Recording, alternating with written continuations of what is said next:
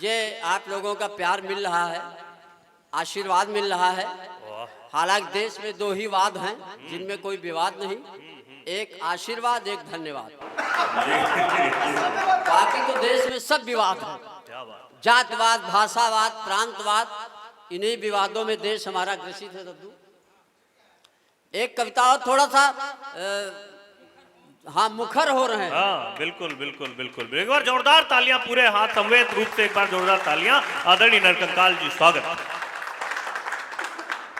बहुत ज्यादा समय भी नहीं लेना चाहते हम आपका, हाँ, लेकिन फिर भी चाहते हैं आज कि कोई नहीं जाएगा। बिल्कुल, आज तो ये साबित कर दिया आप लोगों ने कि बहुत अच्छा सुन रहे हैं आप लोग। एक बार इतना अच्छा सुनने वाले श्रोताओं के लिए मैं मंच से तालियां चाहता हूं। बिल्कुल बिल्कुल, बिहार की धरती को प्रणाम करता हूँ जी। ये दोनों लोग ऐसे लग रहे हैं कि जैसे बलिया के बगल में झारखंड। हाँ, नहीं, हम तो रायबरेली से हैं, वो झारखंड से हैं। कश्मीर के बगल में तमिलनाडु। लक्ष्मी जी के साथ शनिचर। इतना करिया नहीं है। अरे बिल्कुल, कुछ कोई कवि जो है, अब ये ओझा जी कह रहे थे बाहर से बुलाए कवियों को, बाहर से बुलाए, हमको बड़ा बुरा लग रहा था। बाहर से कौन आता, सब अंदर से आते हैं। क्या बात है। ये सब ना कहा करो गुरु। हाँ, ये सारी चीजें थोड़ा जब समझ में आवे तब तालियां बजाना, कोई जल्दी नहीं है। हम कहीं कहीं खड़े हो गए, कार्यक्रम में खड़े हुए, जैसे माइक पे एक श्रोता ताली बजाने लगा, हमने कहा गुरु एडवांस में काहे बजा रहे हो? कहीं पिछले साल जो पढ़ के गए थे अब समझ में आया। तो आप आरा के प्रबुद्ध श्रोता हैं, आपको प्रणाम करते हुए इसी तरह की छोटी छोटी कविताएं और पढ़ता हूं मैं, ताकि अभी महंगाई चरम पे है, सुरसा की तरह मुंह फैलाए हुए, लेकिन हम जैसे हाड़ मांस के कवियों के लिए महंगाई बहुत बड़ा बोझा है। कि मैंने कहा प्रिय तुम्हारे लिए ला सकता हूं नैनो गाड़ी। क्या बात है। ये हम संवाद जो है हमारी सगी पत्नी से हमारा है। अच्छा, कि मैंने कहा प्रिय तुम्हारे लिए ला सकता हूं नैनो गाड़ी, या कहो खरीद के लाऊं बनारस से साड़ी, या कहो घुमा लाऊं खंडाला, या कहो दिखा लाऊं आगरे का ताज। पत्नी डोली भुड़क के बोली, हे 1.5 हड्डी के पहलवान, सुनिए श्रीमान, नहीं चाहिए नैनो गाड़ी, नहीं पहननी बनारस की साड़ी, नहीं जाना खंडाला, नहीं देखना आगरे का ताज। अगर ला सकते हो तो ले आओ 3 किलो आलू, 5 किलो प्याज। क्या बात है, क्या बात है, क्या बात है, क्या बारीक व्यंग किया दद्दू, कमाल है, कमाल। हमारे यहाँ ऐसे ही व्यंग चलते। अच्छा, हाँ, जब रायबरेली से चले, ऐसे बता रहा हूँ जैसे अमेरिका से हम रायबरेली से आए हैं। रायबरेली से चले तो हमारी पत्नी ने कहा जान आरा जा रहे हो। हाँ। हम कहा जान क्यों बोलती हो? तो बोली जानवर कहने में लंबा हो, थोड़ा शार्ट में कह रही है। मैंने कहा रानी ये सब ना कहो। तो बोली रानी को कहते हो? मैंने कहा नौकरानी कहने में भी लंबा हो। नहीं, हम लोगों के साथ अक्सर यही होता। हम पत्नी के साथ जब कहीं जाते हैं तो रास्ते में गधा मिला। अच्छा, तो पत्नी ने कहा गधे को देख के देखो तुम्हारे रिश्तेदार खड़े। हमने कहा ससुर जी प्रणाम। लेकिन आप लोग न कहिएगा नहीं आर्थोपैडिक में मिलोगे। हाँ, ये सब हम लोगों के यहाँ चलता है। एक दिन हमारी पत्नी गिलास में दूध लेके आई। अब आपकी कमजोरी का राज समझ में आया। हाँ, हमारी पत्नी गिलास में दूध लेके आई। ओझा जी दूध पीते हैं आप? हाँ, वही हम कह रहे थे, दूध पीते हैं। झूठ ना बोलो।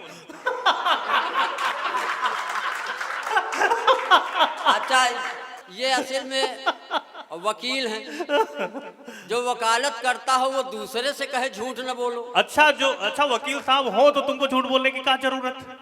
एक बार एक आदमी इनके पास आया और कहा वकील साहब हमारा पत्नी से झगड़ा चल रहा है, हम तलाक लेना चाहते हैं। अच्छा, खर्चा बताओ। तो उन्होंने कहा 25,000 रुपये लेके हमारे कल शाम को घर आओ। जब वो 25,000 रुपये लेके इनके घर गया तो देखा ये खुदे बर्तन मांज रहे थे। जी के लिए क्यों? बहुत अच्छे, वाह वाह, कमाल दद्दू। तो ऐसे वकीलों को हम प्रणाम करते हैं। हाँ, इनको खुद नहीं पता संविधान में कितने अनुच्छेद हैं। हमने इनसे पूछा कि संविधान में कितने अनुच्छेद हैं, कहीं अनुच्छेद तो नहीं पता, लेकिन सब छेद हैं। इनकी हम वकालत को प्रणाम करते हैं। हाँ नहीं, ये सही है। ऐसे तो इनकी वकालत की जमानत जब्त जब करवाते ये थे। किसी कब्रिस्तान से निकलते तो मुर्दे खुद इनसे पूछते हैं, वकील साहब हमारा केस चल रहा है कि खत्म हो गया।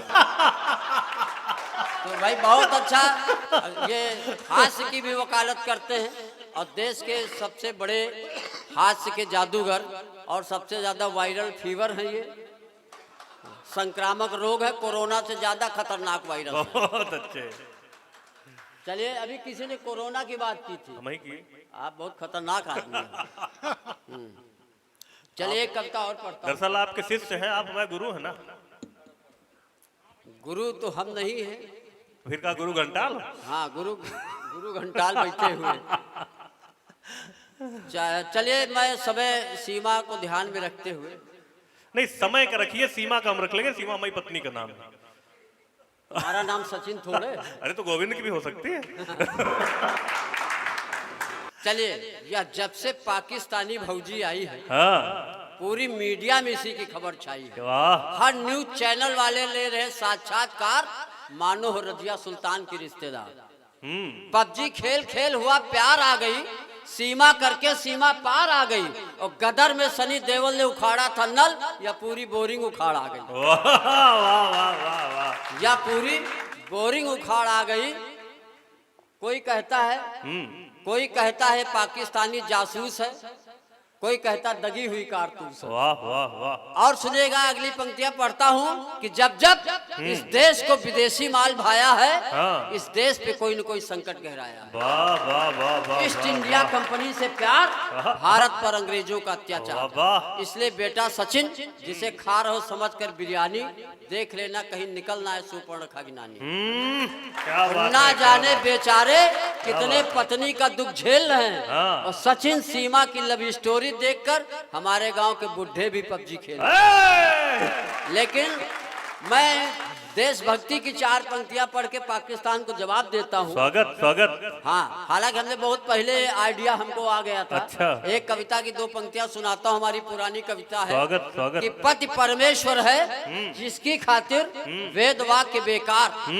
पति परमेश्वर है जिसकी खातिर वेद वाक्य बेकार, और 4 बच्चों की अम्मा प्रेमी संग फरार। बेचारा पति ढूंढे कहाँ कहाँ कैसी कैसी, तुम कह जाओ तोरी ऐसी कैसी। नहीं, बिल्कुल सही। पति बहुत अच्छे बहुत अच्छे। पति और पत्नी को मिला के एक शब्द बनता दंपति। जब तक दम तब तक पत्ती। तालियां बजा के समर्थन करिए। बहुत अच्छे, वाह। तो सीमा के लिए 4 पंक्तियां पढ़ता हूँ कि सीमा जो दूसरे की सीमा में घुस गई हो, प्रेमी के प्यार में इस तरह पगलई हो, सचिन भले झिंगुर हो लप्पू हो, 4 लड़के आए हो 8 लड़के जई हो। ये भारत का शौर्य है। और एक अंतिम कविता मैं पढ़ के अपना स्थान लेता हूँ, क्योंकि अभी हमारे आदरणीय अखिलेश दद्दू, मैं तो इन लोगों की अगवानी में काय पाठ कर रहा हूँ। अगर इस कविता को आप लोग राजनीति का चश्मा लगा के न सुने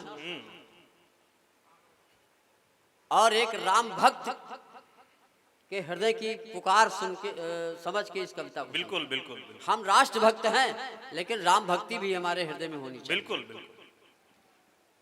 कई लोगों ने हमसे कहा कि कहीं भी बीजेपी हार जाती तो हार जाती, लेकिन सबसे बड़ी पीड़ा बीजेपी की अयोध्या में हारने की हुई। वो कविता आपके बीच में रखता हूँ कि अयोध्या में बीजेपी की हार, राम भक्तों के हृदय में दरार।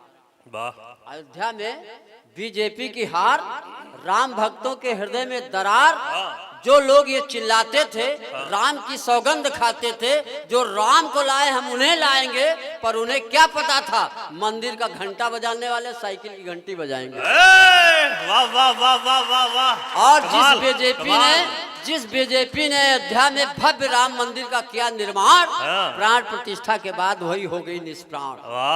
400 का नारा 400 का कहते थे ना, 400 पार। हाँ 400 पार, अब की बार 400 पार। एक ने वही पोस्टर उखाड़ के पेट्रोल पंप पे चिपका दिया। समझ गए हो तो तालियां बजाओ। बहुत अच्छे, वाह। कि अब की बार 400 पार, का नारा लगाने वाले अति विश्वास की भांग खाकर सो गए। वाह वाह वाह। अब की बार 400 पार का नारा लगाने वाले अति विश्वास की भांग खाकर सो गए और कछुए की चाल चलने वाले चेतक हो गए। बहुत अच्छे बहुत अच्छे, वाह वाह वाह वाह। चाल चलने वाले चेतक हो लेकिन गए। जो अपने राम भक्ति की जो बात कहना चाहता हूँ बिल्कुल, बिल्कुल। कि बीजेपी के विरोध में हम सनातन का विरोध कर बैठे। 500 वर्षों के बाद जो राम को मिला उस सिंहासन का विरोध कर बैठे। वाह वाह वाह वाह वाह वाह वाह। 500 वर्षों के बाद जो राम को मिला वो उस सिंहासन सिंहासन का का विरोध कर बैठे। वाह। और तो और दो और मार्मिक पंक्तियां मैं पढ़ना चाहता हूँ जी। कि जो राम के थे वो राम के पुजारी हो गए। भूखे नंगे गरीब पेट खटाखट खटाखट 1 लाख के लिए भिखारी हो गए। वाह वाह वाह वाह वाह वाह वाह वाह। बहुत अच्छे, वाह जो राम के थे वाह। वो राम के पुजारी हो गए। भूखे लालची पेट खटाखट खटाखट 1 लाख के लिए भिखारी हो गए। इसलिए किसी क्रिश्चियन ने आज तक ईसाई का और किसी मुस्लिम ने विरोध नहीं किया इस्लाम का जितना हिंदुओं ने विरोध किया सनातन और श्री राम का। बहुत अच्छे, वाह वाह वाह।